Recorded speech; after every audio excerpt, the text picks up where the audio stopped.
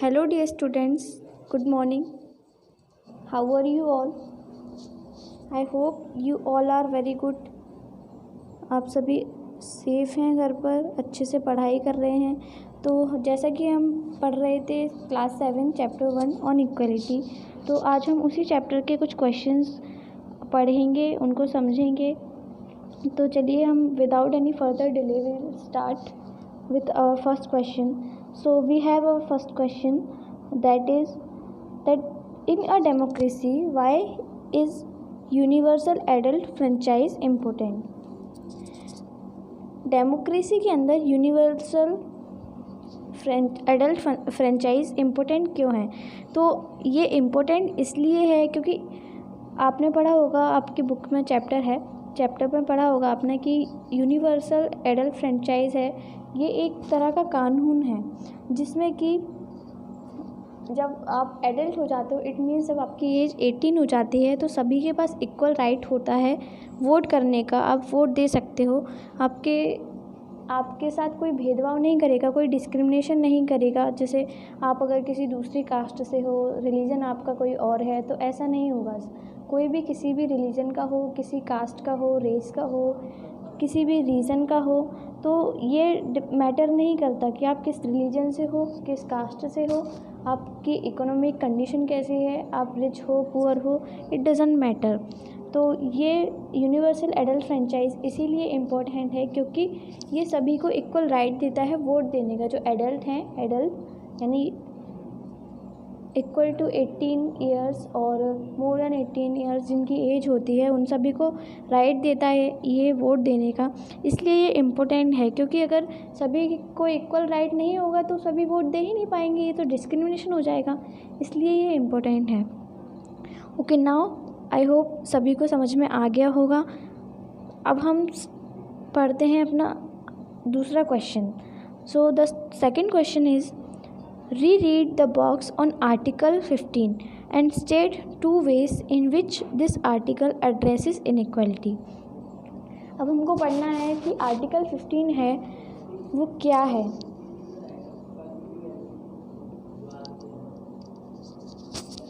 तो आर्टिकल 15 के बारे में हमको 2 वेज लिखनी है, 2 वेज बतानी है जो कि इनइक्वलिटी को एड्रेस करता है, मतलब बताता है कि इनइक्वलिटी रियलिटी में है क्या। तो सबसे पहला वे है हमारे पास that it suggest states not to discriminate against any citizen on grounds only of religion, race, caste, sex, place of birth or any of them.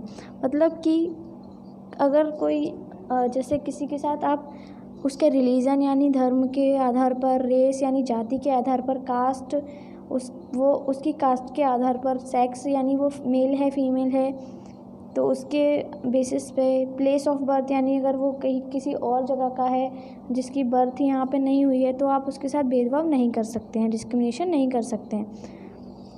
Second point है no citizens shall be subject to any, sorry it was just a slip of my टंग।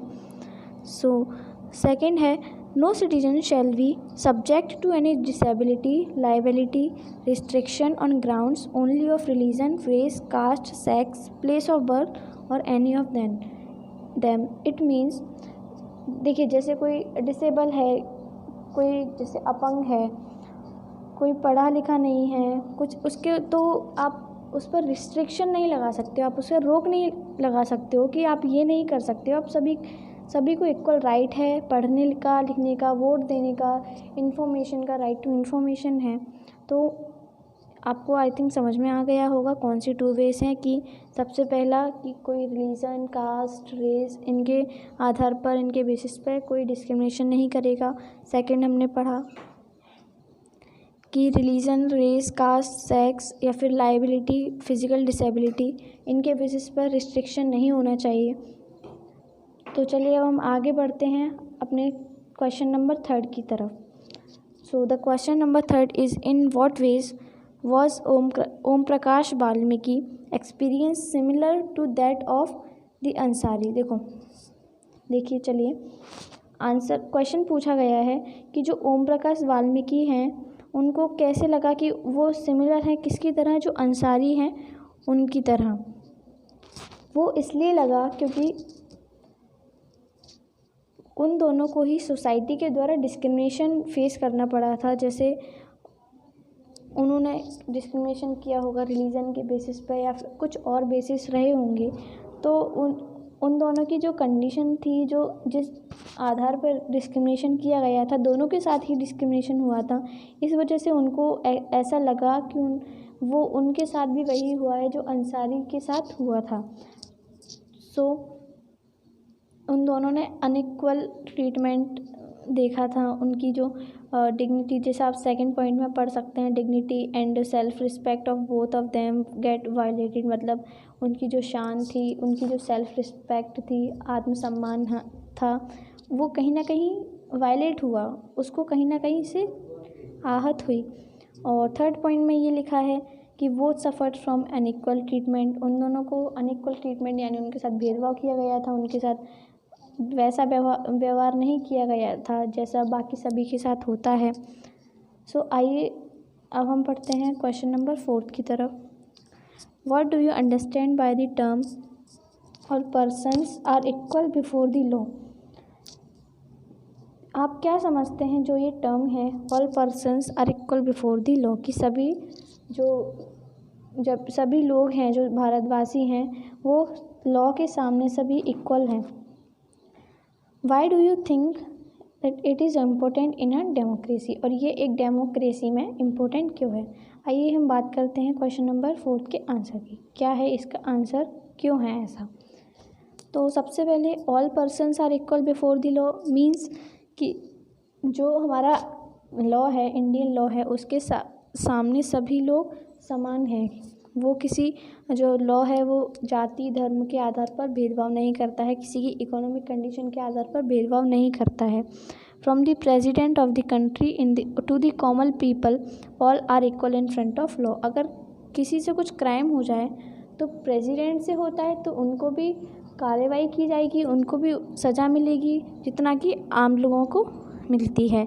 ऐसा नहीं है कि अगर president है तो उनको सज़ा नहीं मिलेगी, या कोई और है सेलिब्रिटी है तो उनको नहीं। अगर आपने कुछ गलत किया है तो आपको सज़ा मिलेगी। It shows that our law does not discriminate between the two people, one is who is rich and second one is who is poor. तो ऐसा नहीं है। अब ये इम्पोर्टेंट क्यों है डेमोक्रेसी के अंदर कि सभी समान हों? क्योंकि अगर सभी समान व्यवहार नहीं करेंगे सभी के साथ तो क्या होगा कि जो डेमोक्रेसी यानी सभी का हक छीन जाएगा। तो इसीलिए हमको सभी का समान व्यवहार करना चाहिए। इसीलिए हमारा जो लॉ है, इंडियन कॉन्स्टिट्यूशन है, वो सभी को एक समान हक देता है। It also ensures that no one will be given more preference for the same crime. Okay, अगर किसी से कुछ क्राइम होता है तो वो ये नहीं देखेगा कि आप प्रेसिडेंट हो या आप क्या हो, वो देखेगा कि आपने क्राइम किया है, आपने क्यों किया। Crime is very bad thing, no one should do that. So अब हम बात करते हैं थर्ड पॉइंट में कहा गया है कि सभी को इक्वल अपॉर्चुनिटीज़ मिलती हैं और सभी को अपने बराबर के हक दिए जाते हैं कि हाँ आपके पास राइट्स हैं जो बाकी सभी को दिए गए हैं, आप सभी को दिए गए हैं। आप ये नहीं कि आप अपर क्लास के हो तो आप कुछ और राइट दिए गए हैं कॉन्स्टिट्यूशन में, आप लोअर क्लास हो तो आपको कुछ अलग राइट दिए गए, ऐसा नहीं है। सभी को लॉ के अकॉर्डिंग सभी को समान हक दिए गए हैं। आई होप आप सभी को समझ में आया होगा। और 4th पॉइंट है it also reflects the true nature of democracy. I hope आप सभी को अब समझ में आ गया होगा कि ये डेमोक्रेसी के लिए बहुत बहुत इम्पोर्टेंट है। रिवीजन ज़रूर कीजिएगा सभी लोग। अब हम बात करते हैं question number 5। The government of India passed the disabilities act in 1995। तो ये जो पिक्चर दिख रही है आपको सभी को दिख रही होगी कि इसमें एक बच्चा है जिसको कुछ लोग उठाकर ले जा रहे हैं। ऐसा क्यों उठा रहे हैं लोग? क्योंकि ये बच्चा डिसेबल है, ये चल नहीं सकता है। आप देख सकते हैं ये व्हील चेयर पर बैठा हुआ है और ये किसी बिल्डिंग से नीचे उतर रहा है, लेकिन यहाँ रैंप यानी फिसल पट्टी ना होने के कारण ये यहाँ से नहीं उतर पा रहा, इसलिए इसको कुछ लोग उठाकर ले जा रहे हैं। तो अब आपको बताना है कि क्या इसमें ऐसा लिखा है कि जो ये डिसेबिलिटी एक्ट था उसमें ये कहा गया था कि जो बिल्डिंग्स होंगी उनमें स्कूल्स की बिल्डिंग्स हो या और भी कोई गवर्नमेंट बिल्डिंग हो तो उसमें रैंप बनवाए जाएंगे, जिससे कि ऐसे जो फिज़िकल डिसेबल्ड लोग हों वो क्या कर सकें, वो चढ़ सकें उतर सकें आसानी से। तो लेकिन इसमें ऐसा नहीं दिख रहा है, तो आपको यही हाईलाइट करके बताना है कि इसमें आपको इक्वलिटी दिखी या नहीं दिखी और आपको ऐसा क्यों लग रहा है, क्या दिख रहा है आपको। तो चलिए हम बात करते हैं। आप खुद भी एनालाइज़ कर सकते हैं कि ये आपको कैसा लगा, आपको क्या दिख रहा है, क्या इसमें इक्वलिटी दिख रही है। चलिए मैं बात करती हूँ, मुझे नहीं दिख रहा है कि इसमें ऐसा इक्वलिटी दिख रही है, क्योंकि इक्वलिटी में था, डिसेबिलिटी एक्ट में था कि सभी के लिए बिल्डिंग्स बनवाई जाएंगी। अगर कोई फिज़िकल डिसेबल्ड है तो उसके लिए भी बिल्डिंग्स में रैंप होना चाहिए, लेकिन इस बिल्डिंग में रैंप नहीं दिख रहा है। स्कूल की बिल्डिंग हो या और कोई गवर्नमेंट बिल्डिंग हो तो उसमें रैंप बनवाना बहुत ज़रूरी है, तभी तो जो फिज़िकल डिसेबल्ड लोग यानी जो लोग चल नहीं सकते और कुछ प्रॉब्लम है, वो फिज़िकली वर्क नहीं कर सकते हैं पैदल चल के अपने पैरों पे, तो उनके लिए ही ज़रूरी है। लेकिन यहाँ ऐसा नहीं है, तो कहीं ना कहीं ये एक थोड़ा सा सेंस ऑफ इनइक्वालिटी दिखा, क्योंकि सभी के लिए एक्सेसिबल होना चाहिए। और जो फिज़िकल डिसेबल्ड पर्सन होते हैं उनके पास भी इक्वल राइट्स हैं जैसा कि बाकी लोगों के पास होते हैं। तो ये कहीं ना कहीं एक तरह से इनइक्वालिटी दिखा, तो ये नहीं होना चाहिए। सभी के लिए रैंप बनने चाहिए फिज़िकल, जो गवर्नमेंट कॉलेजेस हैं, स्कूल्स हैं, बाकी जो बिल्डिंग्स हैं सभी में। और government should make possible their full participation in society, but here the dignity and self respect of that person is hurt. तो उस पर्सन को भी लगा होगा कि मैं फ़िज़िकल डिसेबल्ड हूँ। हमें ऐसा नहीं करना है कि अगर कोई फ़िज़िकली डिसेबल्ड है तो हमें ऐसा नहीं करना है कि उसको ये एहसास दिलाए।